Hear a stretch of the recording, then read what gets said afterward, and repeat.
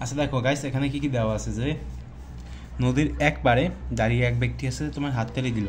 এটা কিসের ম্যাথ বলো তো? প্রতিদ্বন্দ্বীর ম্যাথ। তো ওই শব্দ নদীর অপর পার থেকে ফিরে এসে আড়াই সেকেন্ড পর প্রতিধ্বনি শোনা গেল। ওই সময় বায়ুতে শব্দের বেগ 350 মিটার পার সেকেন্ড হলে নদীর প্রশস্ততা কত? এই ধরনের ম্যাথ তোমরা ভবিষ্যতে আরও করবা। দেখো কি করবা, এই ধরনের ম্যাথ দেখলে কি করবা, কোশ্চেনটা আগে খাতায় উঠাবা, নোট করে রাখো এই ম্যাথগুলো।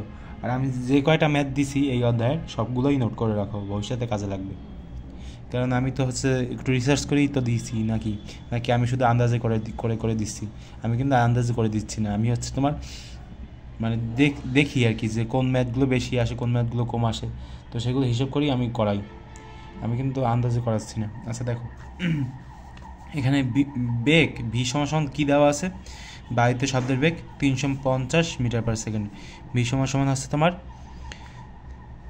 350 মিটার পার সেকেন্ড। এরপরে এখানে সময় দেওয়া আছে। সময় কি দেওয়া আছে? সময় আছে তোমার টি। তো সময় টি সমান এখানে কি দেওয়া আছে? আড়াই সেকেন্ড। এই যে দেখো আড়াই সেকেন্ড দেওয়া আছে না? তো প্রতিধ্বনির ম্যাথ দেখলেই এরকম করা শুরু করবা। এরপরে দেখবা যে কি কি চায় তারা। প্রশস্ত ডি সমান হট, ঠিক আছে?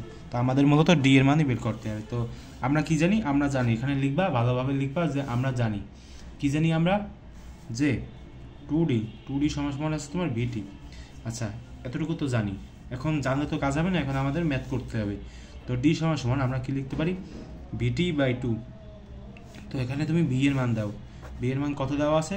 350। টি এর মান কত দেওয়া আছে? আড়াই। নিচে হবে তোমার 2। ক্যালকুলেশন করো, দেখো ক্যালকুলেশন করো কত আসে।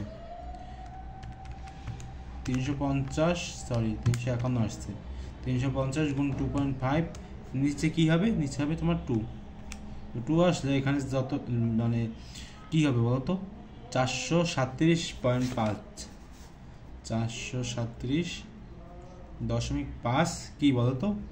ডি এর একক কি? দূরত্বের একক আছে, ডিস্টেন্সের একক আছে তোমার মিটার, ঠিক আছে? তো আমাদের নদীর প্রশস্ততা আছে তোমার 437.5 মিটার। এটা হচ্ছে আমাদের অ্যান্সার। সবসময় এই নিয়মটা মনে রাখবা।